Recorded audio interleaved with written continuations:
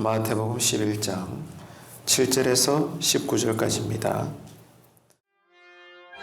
그들이 떠나매 예수께서 무리에게 요한에 대하여 말씀하시되 너희가 무엇을 보려고 광야에 나갔더냐? 바람에 흔들리는 갈대냐? 그러면 너희가 무엇을 보려고 나갔더냐? 부드러운 옷 입은 사람이냐? 부드러운 옷을 입은 사람들은 왕궁에 있느니라. 그러면 너희가 어찌하여 나갔더냐? 선지자를 보기 위함이었더냐? 옳다. 내가 너희에게 이르노니 선지자보다 더 나은 자니라. 기록된 바 보라, 내가 내 사자를 내 앞에 보내노니 그가 내 길을 내 앞에 준비하리라 하신 것이 이 사람에 대한 말씀이니라. 내가 진실로 너희에게 말하노니 여자가 낳은 자 중에 세례 요한보다 큰 이가 일어남이 없도다. 그러나 천국에서는 극히 작은 자라도 그보다 크니라. 세례 요한의 때부터 지금까지 천국은 침노를 당하나니 침노하는 자는 빼앗느니라. 모든 선지자와 율법이 예언한 것은 요한까지니 만일 너희가 즐겨 받을진대 오리라 한 엘리야가 곧 이 사람이니라. 귀 있는 자는 들을지어다. 이 세대를 무엇으로 비유할까? 비유하건대 아이들이 장터에 앉아 제 동물을 불러 이르되 우리가 너희를 향하여 피리를 불어도 너희가 춤추지 않고 우리가 슬피 울어도 너희가 가슴을 치지 아니하였다 함과 같도다. 요한이 와서 먹지도 않고 마시지도 아니하매 그들이 말하기를 귀신이 들렸다 하더니 인자는 와서 먹고 마심에 말하기를 보라, 먹기를 탐하고 포도주를 즐기는 사람이요 세리와 죄인의 친구로다 하니 지혜는 그 행한 일로 인하여 옳다함을 얻느니라. 오늘 본문 말씀에서 예수님은 하나님 나라를 앞서 소개하고 준비를 하고 있는 세례 요한이 누군가, 이 세례 요한의 정체성에 대한 문제를 다루고 있습니다. 그리고 세례 요한과 예수님에 대해서 사람들이 어떻게 반응을 하고 있는지 비유를 들어서 설명을 하고 계십니다. 세례 요한의 제자들이 예수님의 대답을 듣고 떠나지요.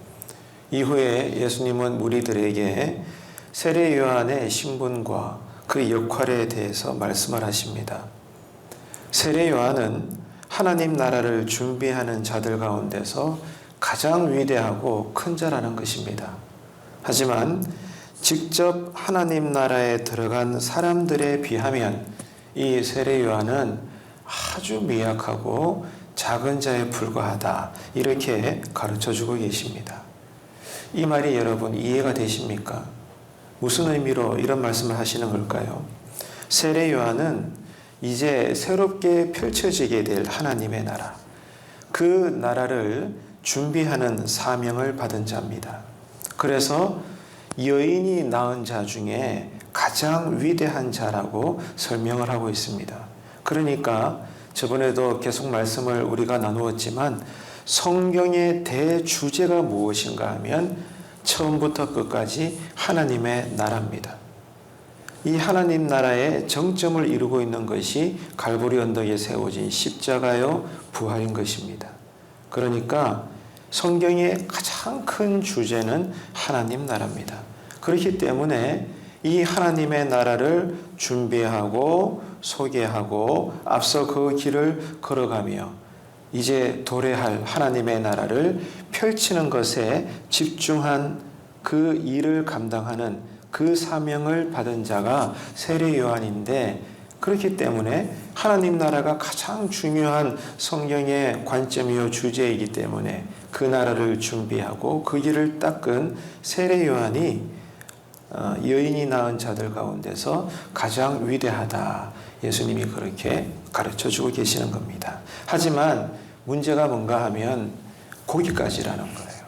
세례 요한은 이 하나님 나라에 직접 들어와 그 삶을 살지는 못하고 이제 펼쳐지게 될 하나님의 나라를 예고하고 소개하는 데까지만 사명을 받은 자입니다.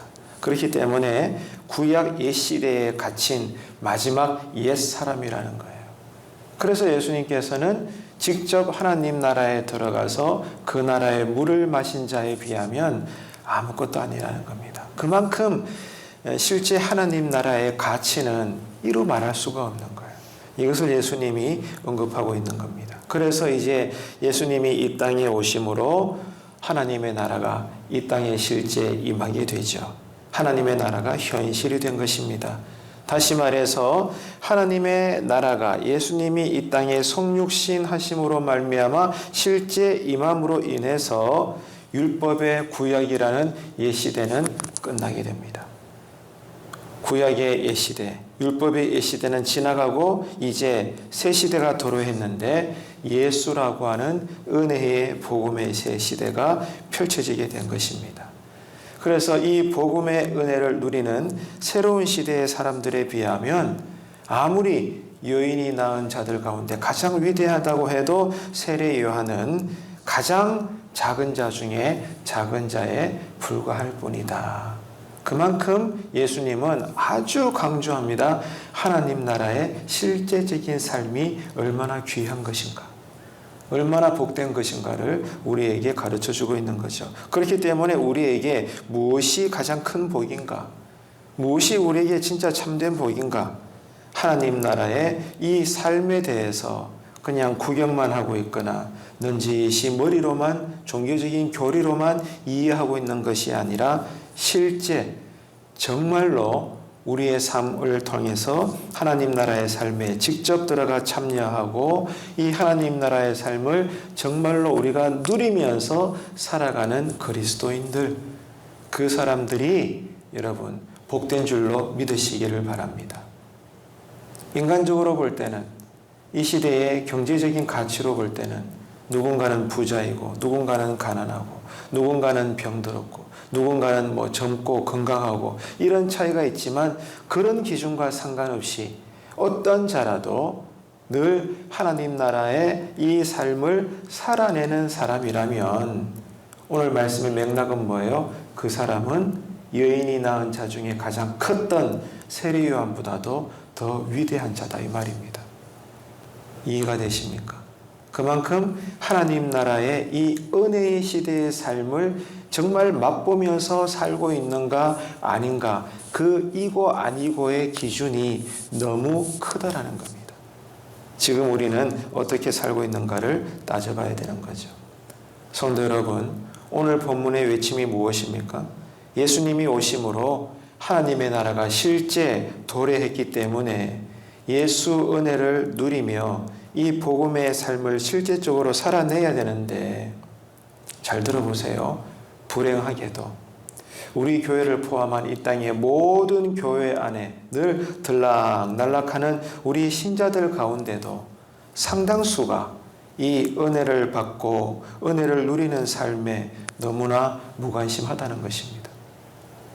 한평생 교회는 다니는데 세대를 거쳐서, 그죠? 2대손, 3대손, 4대손에 걸쳐서 직분까지 받으셨고 오랜 세월 교회 마당은 밟으시는데 아직까지도 은혜 체험이 없고 말씀이 깨달아지지 않고 내 생각이 아니라 성경 말씀이 내가 나를 생각해도 이 말씀이 나를 지금 다스리고 있구나, 이 말씀이 나를 이끌고 계시고 지배하고 있구나, 정말 내가 예배 때 은혜 받고 기도하면서도 은혜 받고 말씀을 듣고 배우는데도 정말 깨달아지고 은혜 받고 때로는 눈물이 흐르기도 하고, 그죠?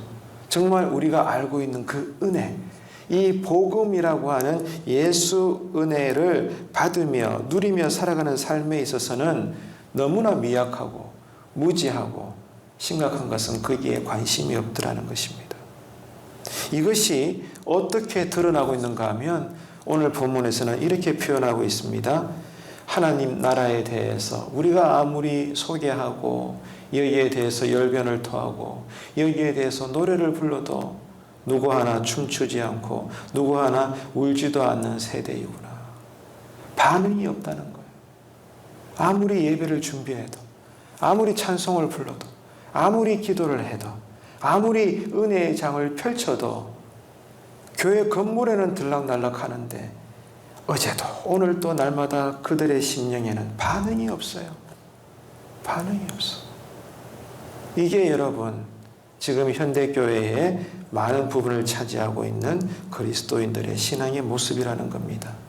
이런 세대를 향해서 예수님은 지금 어떻게 외치고 있습니까? 하나님 나라의 부르심과 이 초청에 이제는 제발 응답하라고. 반응하라고 우리에게 요구하고 있습니다. 이것이 단지 나와 상관없는 남의 이야기인 걸까요? 지금 나의 신앙 상태는 어떻습니까? 나는 지금 얼마나 은혜 받는 자리를 사모하고 있을까요? 우리는 지금 얼마나 하나님의 영광을 위한 삶을 살고자 정말 거기에 우리가 갈망하면서 오늘 이 새벽에도 나와서 제단을 붙잡고 기도하는 것일까요? 어쩌면 여전히 우리는 종교의 이름만 다를 뿐이지 불교든 기독교든 이슬람이든 천주교든 뭐든지 간에 언제나 우리의 관심은 잘 먹고 잘 살고 돈 잘 벌고 우리 자녀들 어제 입시 치렀죠. 수능날 지나갔죠. 좋은 대학에 척척 들어가고 좋은 가문 만나서 보란듯이 결혼해서 떵떵거리며 살고 예수 믿으나 안 믿으나 똑같아요. 우리의 관심은 언제나 나를 위한 게 다. 어떻게 하면 잘 살까? 잘 먹을까? 잘 입을까? 큰 집에 어떻게 하면 더 풍요로운 삶을 살 수 있을까? 언제나 죽을 똥 살 똥 나를 위해서만 내 삶의 바운더리의 풍요를 위해서만 우리를 뭐한다? 기도할 뿐이요. 이것 때문에 예배드리고 하나님 바라본다 이거예요. 다른 종교와 차이점을 찾을 수가 없어요. 어제 수능을 치렀지만 이 날을 위해서 저 추운 갓바 위에 올라가 하루 종일 비나이다 기도하는 불도 신자들과 장수만 다르지.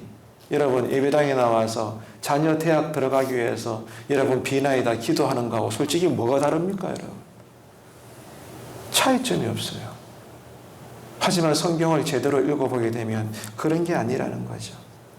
나는 지금 교회 다닐 때마다 예배 드릴 때마다 기도할 때마다 얼마만큼 갈보리 언덕에서 지금도 흘러내리는 이 예수 십자가의 은혜에 목말라 사모하며 기도하며 그 삶을 누리며 살고 있는지 얼마만큼 나를 위한 기독교 신앙이 아니라 성경의 가르침대로 하나님 나라의 그 영광을 위해서 오늘 내 가정의 삶을 두고 기도하고 일터를 위해서도 기도하고 나의 신앙을 위해서 기도하고 지금 우리의 삶은 어떤가 그 말입니다. 그 모양은 성도이고 직분자요 재직인데 솔직히 지금 내 심령의 상태는 벌써 오래전부터 차돌같이 차갑고 굳어져 버린 것은 아닌가. 오늘 예수님의 가르침은 우리로 깨닫게 하는 것입니다. 정작 내가 은혜를 받고 이 은혜를 말하고 이 은혜의 자리에 나와서 정말로 때로는 울고 춤도 추고 기뻐하며 잃어버린 법궤가 돌아올 때 다윗이 왕이지만 채통을 잃어버리면서까지 아랫도리가 내려가는 것도 모르고 덩실덩실 춤을 추면서 하나님을 기뻐했던 그 신앙, 그 마음, 그 심령이 지금 우리에게 살아있는가? 주님은 묻고 계십니다. 오늘 새벽에 이 본문 말씀의 외침 앞에서 이제는 우리의 심령이 움직이고 이 말씀에 반응할 수 있는 살아있는 은혜가 되시기를 소망합니다. 그래서 잃어버린 예수 첫사랑의 이 감격을 뜨겁도록 회복하는 우리의 성령 충만으로 춤추는 멋진 신앙인생 되시기를 주님의 이름으로 축원합니다. 기도하겠습니다. 하나님 아버지 은혜를 감사합니다. 돌멩이같이 굳어지고 얼음같이 차가워져 버린 우리의 메마르고 갈라진 심령을 불쌍히 여겨 주시옵소서. 오늘 말씀에서 주님은 하나님 나라, 복음의 외침에 무관심한 세대를 향하여 뜨겁게 초청하고 계시며 부르시고 계십니다. 그 은혜의 소리에 이제 우리의 심령이 먼저 뜨겁도록 반응하게 하여 주옵소서. 그래서 다시 신앙의 기쁨이 회복되게 하시고 뜨거운 헌신의 열정으로 남은 여생 하나님 나라의 영광을 위해서 오늘 가정에서도 살아내고 일터에서도 열심히 일하고 교회에 와서는 열심히 말씀 배우며 뜨겁게 기도하며 예수의 은혜를 공급받게 하여 주옵소서. 오늘 또 저희들 코로나에 한 분도 감염되지 않게 하시고 이 어려운 세태 속에서도 여전히 영육간에 예수 십자가 은혜로 말미암아 형통의 삶을 살아낼 수 있도록 주여 이 새벽에 기도드릴 때 하늘의 문이 열리고 천사들의 사닥다리가 우리의 기도의 줄로 오르락 내리락 하게 하여 주옵소서. 예수님의 이름으로 기도합니다. 아멘.